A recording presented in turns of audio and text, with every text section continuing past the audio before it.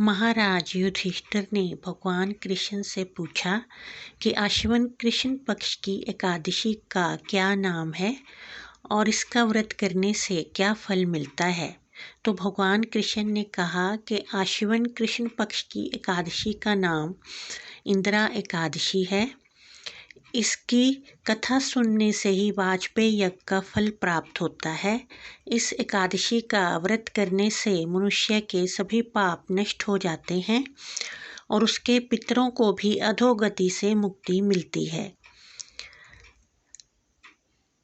एकादशी की कथा इस प्रकार से है कि सतयुग में महिष्मति नामक नगर में इंद्रसेन नाम का राजा राज्य करता था। वह धर्म के काम बड़े ही लगन से किया करता था और उसकी प्रजा बहुत ही सुखी थी।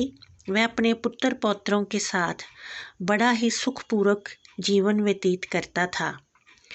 एक बार वो अपने दरबार में बैठा हुआ था तो आकाश मार्ग से नारद मुनि वहाँ पर आए।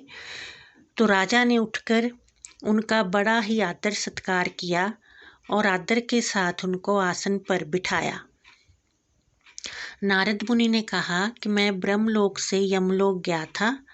वहाँ पर मैंने तुम्हारे पिता को यमराज के निकट पाया।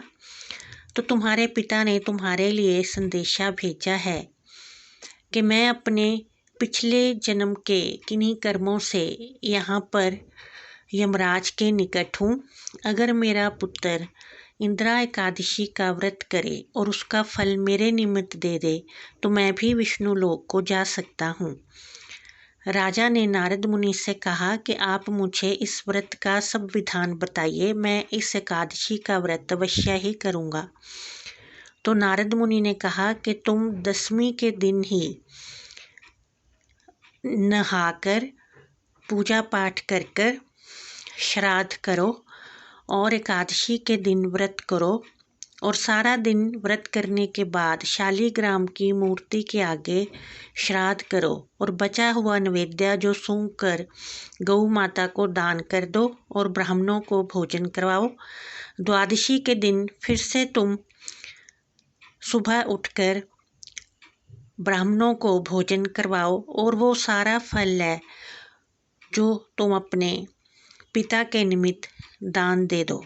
तो राजा ने ऐसा ही किया। उसने एकादशी का व्रत अपने सारे बंधु बांधवों पुत्र पौत्रों के साथ किया और द्वादशी के दिन भी ब्राह्मणों को भोजन कराकर एकादशी के व्रत का सारा फल अपने पिता के निमित्त दे दिया।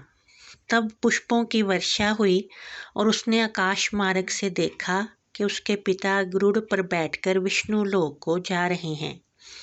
इस तरह से जो मनुष्य भी इंदिरा एकादशी का व्रत करता है तो उसके समस्त पाप नष्ट हो जाते हैं और उसके पितरों को भी अधोगति से मुक्ति मिलती है। बोलो कृष्ण जी महाराज की जय।